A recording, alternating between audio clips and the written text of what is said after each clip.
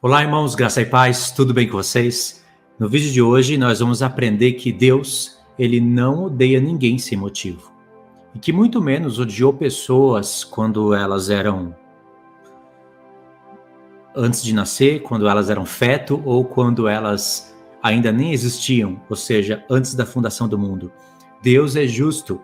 É impossível Deus ter odiado alguém antes mesmo dessa pessoa ter nascido. Eu sei que você deve ter se lembrado de Romanos capítulo 9, aonde o apóstolo Paulo fala que Jacó e Esaú não eram ainda nascidos, nem tinha feito bem ou mal, para que o propósito de Deus segundo a eleição fosse firme por aquele que chama, e não por obras, referentes a obras da lei. Eu já expliquei isso no canal, em várias lives, eu só estou recapitulando o assunto do tema para vocês entenderem o vídeo. E logo em seguida, o apóstolo Paulo citou dois textos referentes a esse assunto, a Edom. Um está em Gênesis e o outro está lá em Malaquias. É uma distância muito grande de tempo de um texto para o outro, mas o apóstolo Paulo citou junto. E pelo fato dele ter citado junto, e muitas pessoas não entenderem os profetas e as referências, acham que o apóstolo Paulo estava falando que Deus odiou Esaú antes dele ter nascido. Não, claro que não. Óbvio é que eles não tinham feito nem o bem e nem o mal para que o propósito de Deus segundo a eleição ficasse firme, não segundo as obras, que você vai ver no desenrolar do assunto que Paulo fala de obras da lei. Mas o propósito ficaria firme pela eleição, ou seja, pelo aquele que chama. E o chamado, Deus já chamou em Abraão os gentios, os povos. Dando a entender ali, dando início ao assunto, que Deus já havia elegido os gentios em Abraão. Ou seja, na verdade, antes da fundação do mundo, mas ele revelou o seu chamado em Abraão, que foi antes da lei. Juntando Romanos 9 com Gálatas, que você deve fazer isso, já que o assunto é o mesmo, você vai ver que o apóstolo Paulo trata dos mesmos assuntos, dos mesmos personagens, e fala lá em Gálatas 3, principalmente no 4, que a lei que veio 430 anos depois da promessa não pode invalidar a promessa.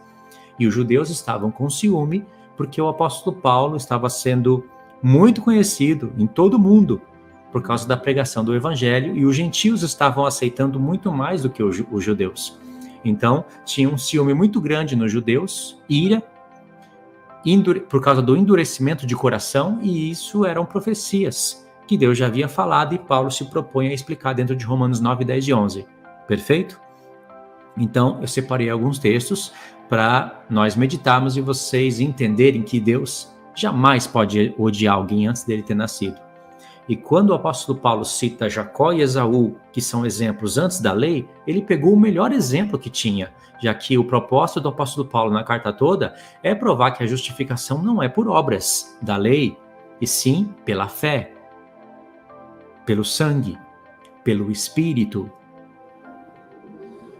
Como eu já falei nos vídeos, né?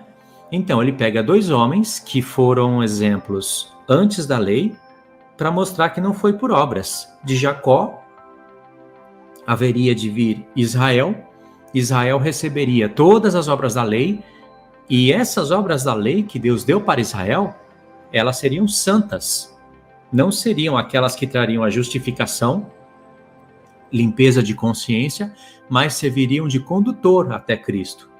Então, quando vem Cristo, aquele texto que Deus falou já perde a validade. Qual texto que é? É o texto que Paulo vai mencionar em Romanos 10 e também em Gálatas. Aqueles que fizer essas coisas, por elas viverá. Fizer obras, essas coisas, as da lei. O primeiro a falar de obras da lei foi Deus, e Deus já falou que o povo teria vida se praticasse a lei.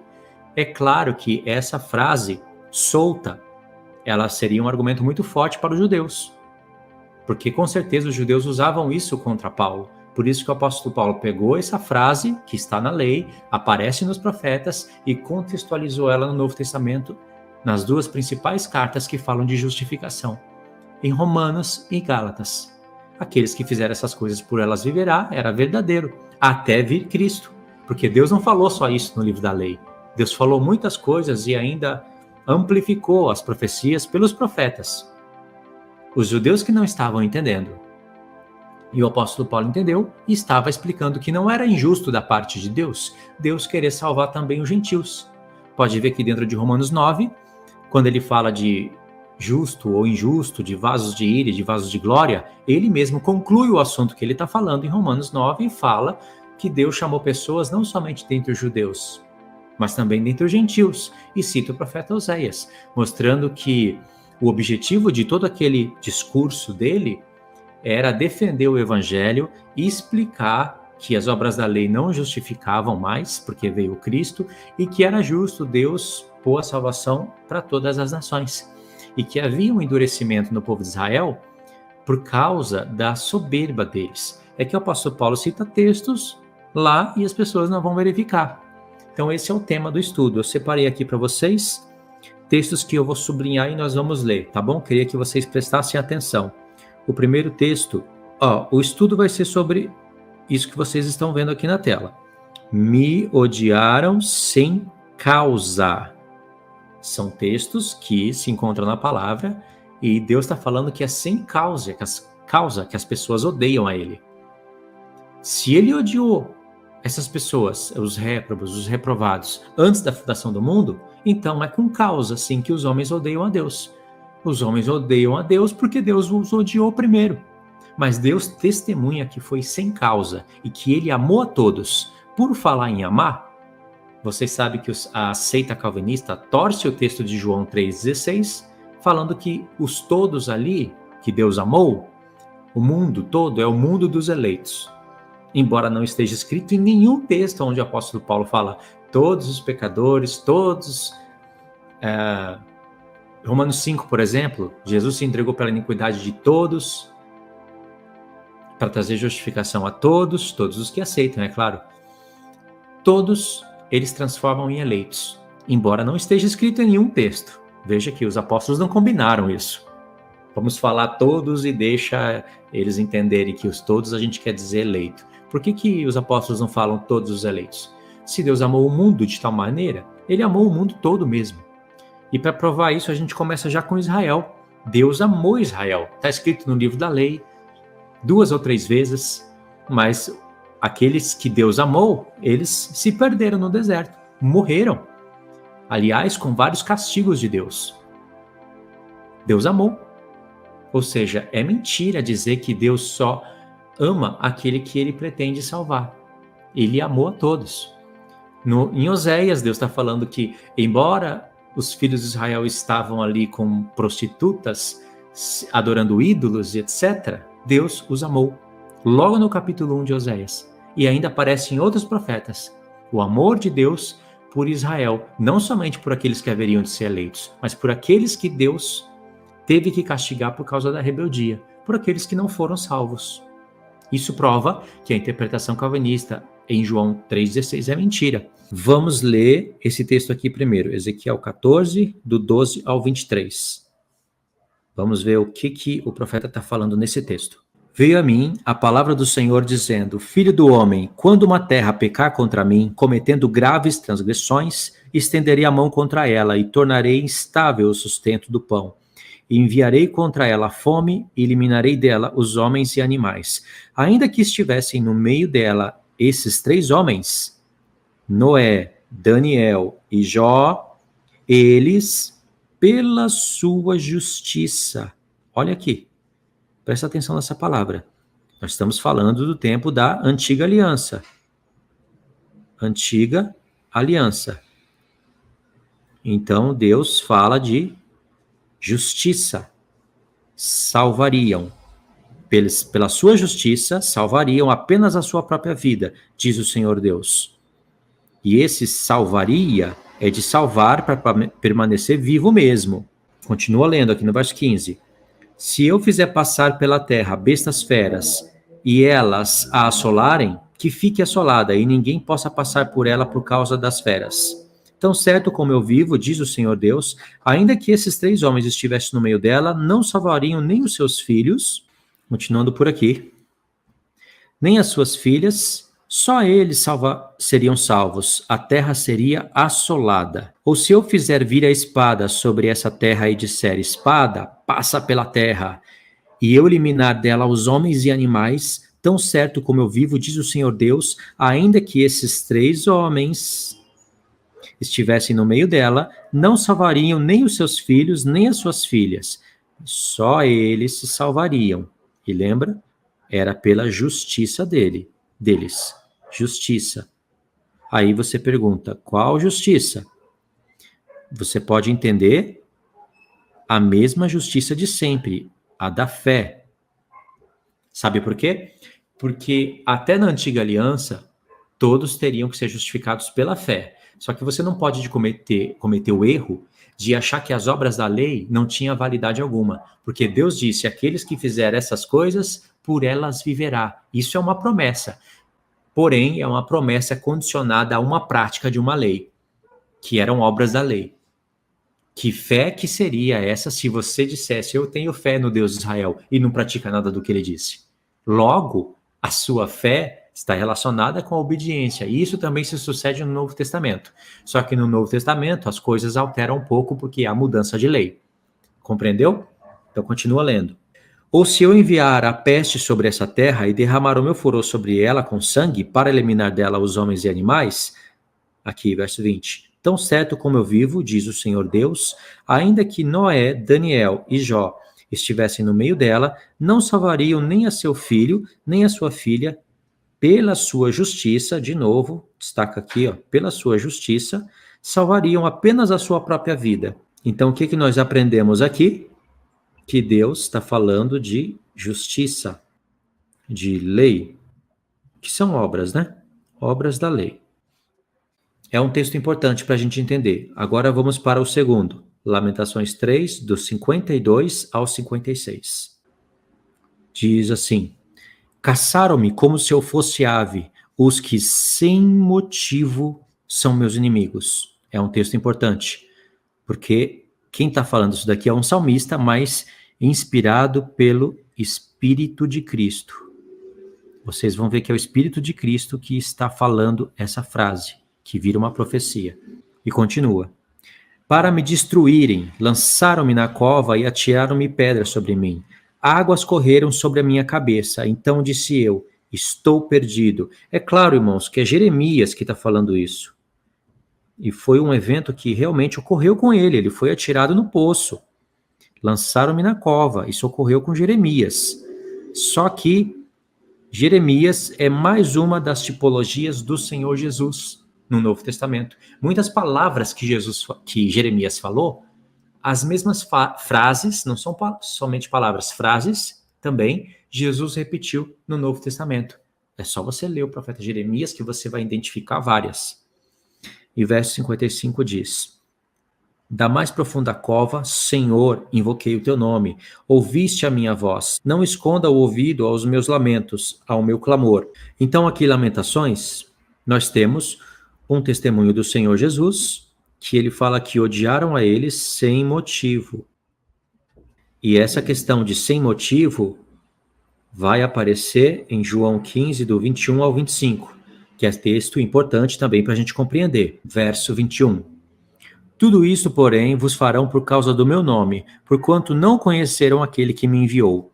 Se eu não viera, nem lhes houvera falado, pecado não teriam. Mas agora não tem desculpa do seu pecado.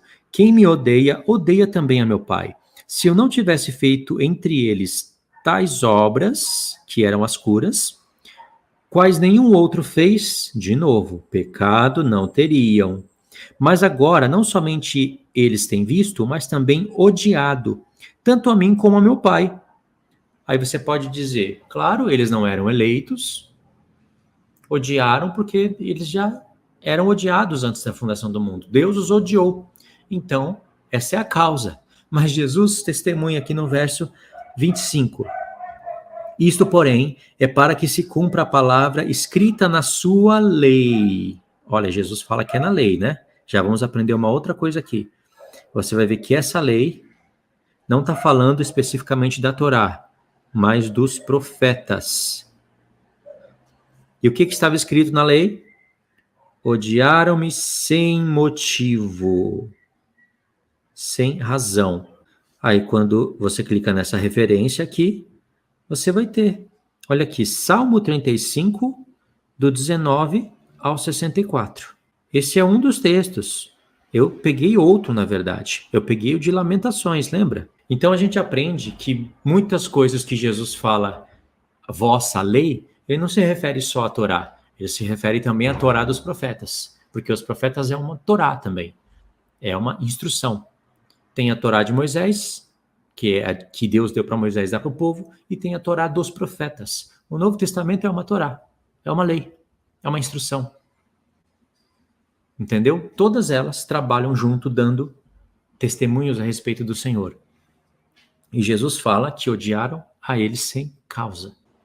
Agora, aqui em Romanos 13, versos 3 e 4, também tem um texto interessante e nós temos que ir lá conferir. Romanos 13, verso 3 e 4. Prestem atenção. Porque os magistrados não são para temor quando se faz o bem, e sim quando se faz o mal. Olha aí. Bem, fazer o bem, fazer o mal. Como que Deus não está olhando quem faz o bem ou quem faz o mal? O apóstolo Paulo mesmo fala em Romanos 2 que os que fizerem o bem, forem perseverantes em fazerem o bem, terão vida eterna. E ele fala ainda que é pelas obras. Ele fala, não é um texto interpretativo, está escrito. E os que fizerem o mal terão vergonha. E por que ele falou que Jacó e Esaú não tinham feito nem o bem e nem o mal para que o propósito de Deus, segundo a eleição, ficasse firme? Porque Deus não precisa esperar pessoas nascerem para ele saber se vai praticar o bem ou se vai praticar o mal. Deus já sabe. É óbvio, né? Mas por que o apóstolo Paulo fala então? Não é para dizer que Deus não está olhando quem faz o bem e quem faz o mal, ou que programa um para fazer o bem e o outro para fazer o mal. Óbvio que não.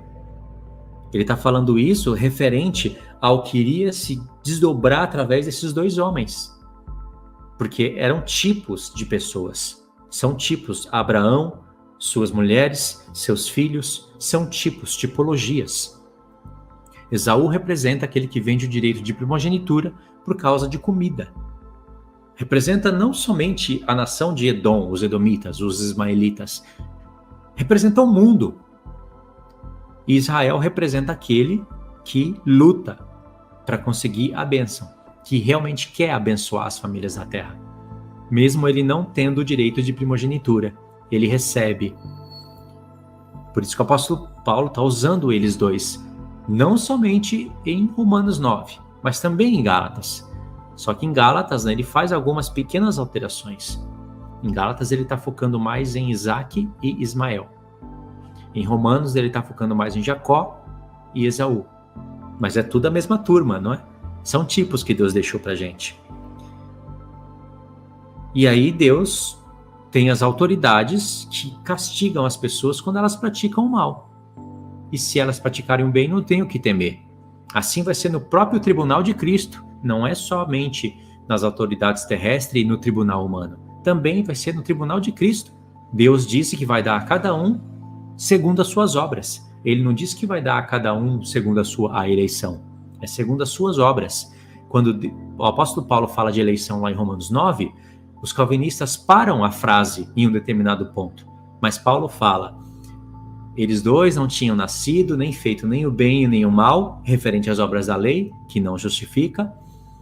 Mesmo que Deus fosse dar as obras da lei, e as obras da lei são coisas boas. Quem faz, faz o bem. E quem rejeita, faz o mal. É isso que Paulo está falando, tem em mente ali. O assunto se desdobra no final de Romanos 9 e continua em Romanos 10, falando que eles tropeçaram nas obras da lei. Entendeu? Então, eles não tinham feito nem o bem nem o mal para que o propósito de Deus, segundo a eleição, ficasse firme. A frase não acabou aí. Não por obras, mas por aquele que chama, chamado em Abraão. E Paulo completa essa frase lá no final de Romanos 9, quando ele fala, o que diremos, pois? Vamos concluir o quê? Ele faz isso umas 3 vezes só em Romanos 9. Que Deus chamou pessoas não somente dentre os judeus, mas também dentre os gentios. Tá vendo? Um texto aqui em Romanos, assim, Romanos 13, não está desconectado de Romanos 2, do primeiro bloco da carta, capítulos 2, 3, 4, 5, 6, 7, 8, e nem dos capítulos 9, 10 e 11. Continua o tema, não tão aprofundadamente como em Romanos 9, 10 e 11, mas Paulo continua o tema. Até o assunto da circuncisão, que Paulo começou a falar lá em Romanos 2, aparece lá no final da carta, em Romanos 15. Então, Paulo fala isso aqui, né? Eu parei aqui nessa parte do bem e do mal. Vamos continuar aqui. Queres tu não temer a autoridade? Faze o bem e terás louvor dela, visto que a autoridade é ministro de Deus para o teu bem. E isso daqui vai se repetir lá no tribunal de Cristo. Entretanto, se fizeres o mal, que prática do mal, teme, porque não é sem motivo que ela traz a espada, pois é ministro de Deus, vingador para castigar e o que pratica o mal. Veja que Deus levantou a espada de Nabucodonosor contra o próprio povo dele. Nabucodonosor virou ministro de Deus. Deus chama ele de servo. Castigou todos os reinos da terra e castigou o seu próprio reino por causa da desobediência e idolatria deles. E não foi sem motivo. Senão seria uma injustiça da parte de Deus ter predestinado eles para não obedecerem, eles não poderiam obedecer porque Deus não quis, e depois Deus levantar a espada contra eles para castigar eles por algo que eles eram impedidos de fazer. Deus impediu eles de fazerem o bem. Seria injustiça. E esse texto aqui parece que não, mas explica tudo isso que eu estou falando. Explica os impérios. Deus levantando um império contra o outro e colocando vários impérios contra Israel, levanta a espada para castigar eles. Não é sem motivo. Compreenderam? Então tá, vamos voltar para outro texto. Agora aqui, Provérbios 26, 2, diz assim: como o pássaro que foge, como a andorinha no seu voo, assim a maldição sem causa não se cumpre. Já está de verde aqui para vocês. A maldição sem causa não se cumpre. A gente pode ler aqui também Provérbios 24. Provérbios 24, do 23 ao 28. Prestem atenção aqui, verso 23. São também estes provérbios dos sábios. Parcialidade no julgar não é bom. Tá vendo? Não pode ser parcial, porque Deus não faz acepção de pessoas. O que disser ao perverso, tu és justo, pelo povo será maldito e detestado pelas nações, mas o que o repreenderes se acharão bem, e sobre eles virão grandes bênçãos. Vamos direto para o verso 28, para dar uma resumida. Não sejas testemunha sem causa contra o teu próximo, nem enganes com os teus lábios. Você não dá nada para esse texto aqui, né? Não sejas testemunha sem causa contra o teu próximo. O calvinista ia falar, o que tem a ver esse texto com o que eu acredito? Testemunha sem causa. A igreja, ela vai ter que julgar o mundo. Imagine você agora testemunhar, porque Deus vai colocar pessoas. Vamos supor que o calvinismo estivesse certo. E o calvinismo tem que pregar o evangelho, né? Para todos. Eles não sabem quem são os eleitos, tem que pregar para todos. Acontece que eles não pregam a verdade. Eles falam, Deus te amou. Deus quer salvar a sua vida. Fala para o filho, né? Fala para a família, fala tudo bonito. Mas na verdade não é assim que eles acreditam. Eles deveriam pregar. Tem uma salvação proposta para Deus, mas só para os eleitos. Eu não sei se você é eleito. Se você for, é bênção. Você quer aceitar esse evangelho? Pode ser que Deus tenha te amado. Mas pode ser também que ele não te amou. Aí você não vai ouvir. E tem mais, você pode até ouvir por um grande tempo. Mas depois, se Deus realmente não te amou, você vai cair, você vai se desviar, não porque você um dia foi salvo. Na verdade, você nunca foi salvo. Você vai passar só por um... Isso é um mistério. Nós não entendemos isso, são pessoas que passam por... A gente chama isso de graça evanescente. Eles não pregam essa verdade, porque quem é que vai querer aceitar um lixo desse? Quem é que vai querer servir um Deus desse? Né? Esquizofrênico. Então eles pregam uma mentira quando eles vão evangelizar. Aliás, é muito difícil o calvinismo evangelizar. As pessoas se convertem fora do calvinismo e depois elas se pervertem dentro do calvinismo. E aqui está falando para você não ser testemunha sem causa contra o seu próximo. Deus um dia, supondo que o calvinismo estivesse certo, Deus um dia vai colocar você para testemunhar contra aquela pessoa. Você não quis ouvir, lembra que eu falei de Jesus para você? Você não quis ouvir. A pessoa pode ter uma defesa no tribunal? Claro que pode. Ela mesma pode se defender. Ela pode dizer, mas como eu iria ouvir se o Senhor fez com que eu não ouvisse? Eu fui odiado antes da fundação do mundo. Para que pregou para mim? Cala a boca. Quem és tu? É isso que Deus vai falar. Ou seja, tirania. Tirania celestial num tribunal de injustiça. Você vai estar sendo uma falsa testemunha contra o seu próximo. E ainda uma falsa testemunha testemunhando a favor de um Deus hipócrita. Porque Deus mandou você amar o seu próximo, ou seja, amar a todos. Tem que amar a todos, não é? Só que ele mesmo não amou. Então ele vai colocar você como testemunha, falsa testemunha, contra a pessoa que ele mesmo odiou. Isso se ele não fizer isso com você mesmo. Porque sempre a gente acha que essas maldições calvinistas vão cair sobre os outros, né? Esse determinismo horroroso. Nunca as pessoas imaginam que pode acontecer sobre elas mesmas. E, compreendeu? Um Provérbios poderosíssimo se você parar para meditar nele. Porque Deus vai pôr você como verdadeira testemunha para testemunhar a respeito de quem não quis ouvir a palavra. Em justiça e em verdade. Entendeu? Não tem nada de mistério. Não tem nada disso. Agora vamos pegar o próximo texto. Salmo 69, versos 4 e 9.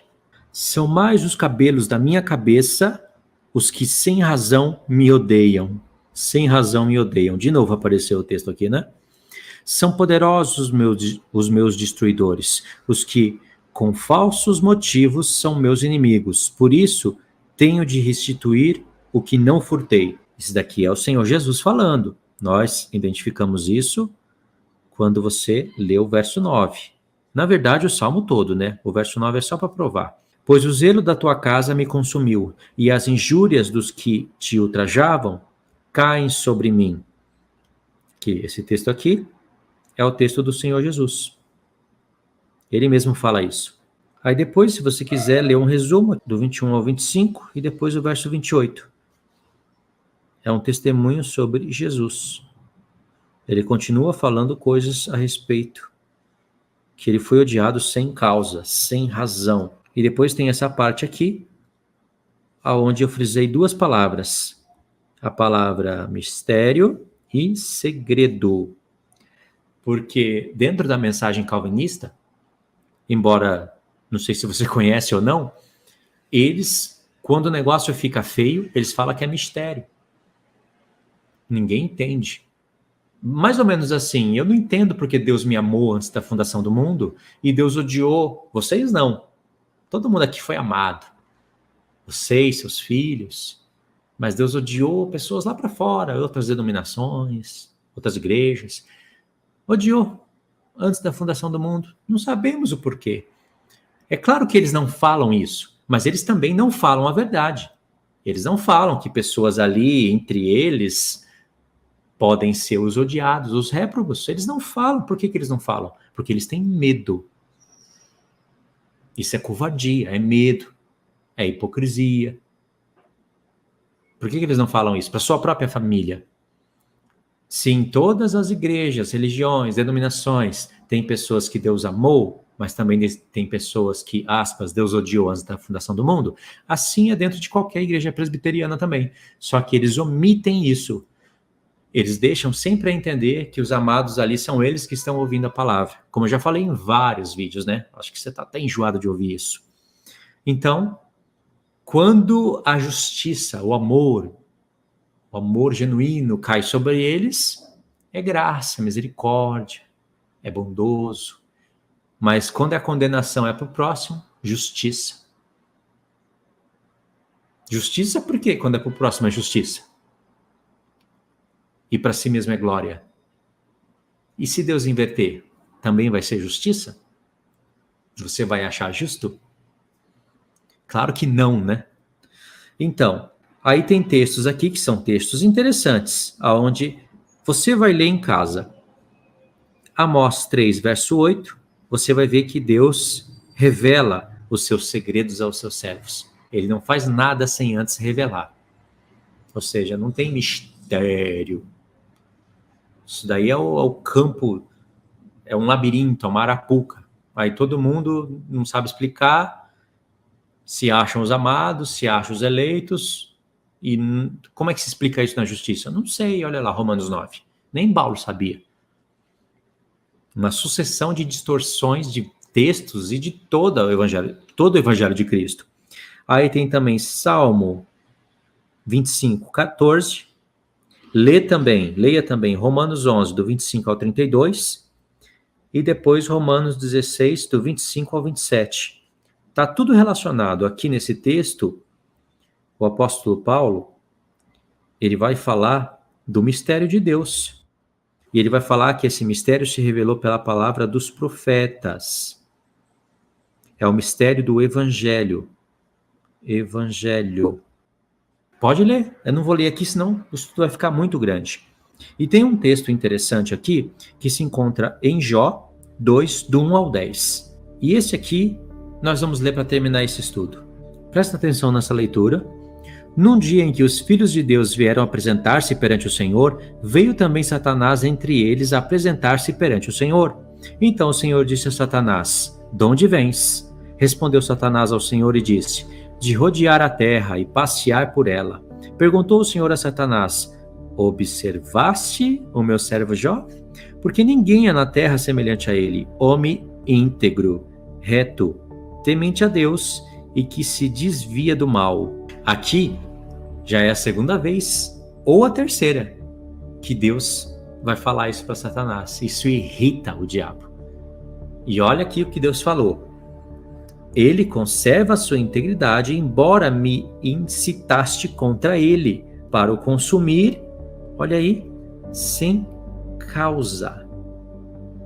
Tá vendo quem quer matar as pessoas sem causa? Não é Deus, é o diabo. O diabo é o único que quer matar sem causa. Porque dentro da linha calvinista, eles, se fossem sinceros, teriam que admitir que a causa de pessoas irem parar no lago de fogo é porque simplesmente Deus odiou antes da fundação do mundo. Então tem causa. Mas dentro do Evangelho de Cristo, as pessoas vão parar lá no lago de fogo não porque Deus as odiou. Elas vão parar no lago de fogo porque elas odiaram a Deus sem causa. Porque elas têm o seu livre-arbítrio, o seu poder de escolha. Esse é o testemunho. E aqui você está vendo que Satanás, sem causa, quer matar pessoas justas.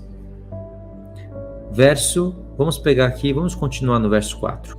Então Satanás respondeu ao Senhor: "Pele por pele, e tudo quanto o homem tem dará pela sua vida. Estende, porém, a mão, toca-lhe nos ossos e na carne, e verás se não blasfema contra ti na tua face." Diz o Senhor a Satanás: "Eis que ele está em teu poder, mas poupa-lhe a vida." Tá vendo? Uma ordem que Deus deu a Satanás. E aí vocês vão ver que Jó não blasfema contra Deus. Agora eu pergunto para você. Presta atenção nisso. É o argumento de Jó. Jó poderia blasfemar contra Deus? Teria essa possibilidade? Claro que teria. Deus sabia que ele não iria blasfemar, senão Deus não iria usar Jó para provocar o diabo dessa maneira. Deus sabia.